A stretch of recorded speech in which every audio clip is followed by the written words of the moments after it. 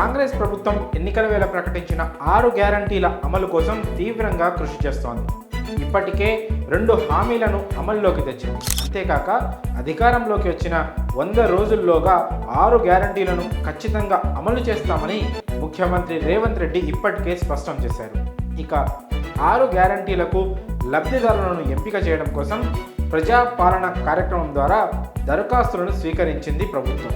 ప్రస్తుతం మిగతా గ్యారంటీల అమలుకు మార్గదర్శకాలు రెడీ చేసే పనిలో ఉంది. దీనిలో భాగంగా 500 రూపాయలకే గ్యాస్ సిలిండర్, 200 యూనిట్ల ఫ్రీ కరెంట్ పథకాల అమలుకై తాజాగా నిర్ణయం తీసుకుంది. ఇందులో భాగంగా 500 రూపాయలకు వంట గ్యాస్ సిలిండర్ అందజేత పథకానికి దరఖాస్తు చేసుకున్న వారిలో అర్హులను ఎంపిక చేసేందుకు ప్రభుత్వం కసరత్తు ప్రారంభించింది. 500 రూపాయలకే గ్యాస్ సిలిండర్ పథకం అర్హులను ఎంపిక చేయడం కోసం ప్రజాపాలన కార్యక్రమంలో భాగంగా వచ్చిన దరఖాస్తులను క్షేత్రస్థాయిలో అంగన్వాడీలు, ఆశా కార్యకర్తల ద్వారా పరిశీలించనున్నారు.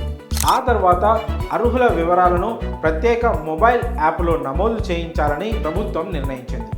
ప్రతి కార్యకర్త 30 దరఖాస్తులను తీసుకువెళ్ళి వారి రేషన్ కార్డ్, ఎల్పిజి కంపెనీ పేరు, వినియోగదారు నెంబరు, పాస్బుక్ నెంబరు, డెలివరీ రసీదు నెంబరు వంటి వివరాలను పరిశీలిస్తారు.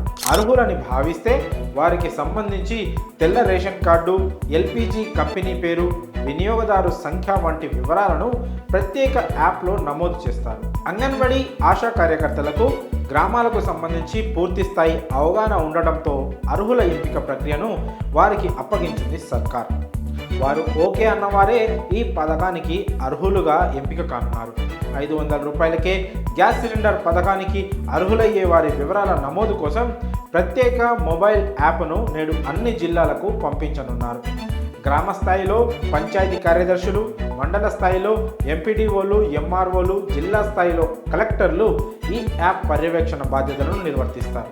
రాష్ట్ర స్థాయిలో రెవెన్యూ కార్యదర్శి, పౌర సరఫరాలు, జిహెచ్ఎంసీ కమిషనర్లు, centre for good governance director general పరిశీలిస్తారు. పరిశీలన తర్వాత అర్హులను ఎంపిక చేసి వారికి మాత్రమే 500 రూపాయలకే గ్యాస్ సిలిండర్ పథకాన్ని అమలు చేయనున్నారు. అంతేకాక ఇటీవల తెలంగాణ కేబినెట్ 200 యూనిట్ల ఉచిత విద్యుత్ అందించేందుకు తీసుకొచ్చిన గృహజ్యోతి పథకానికి కూడా ఆమోదం తెలిపింది.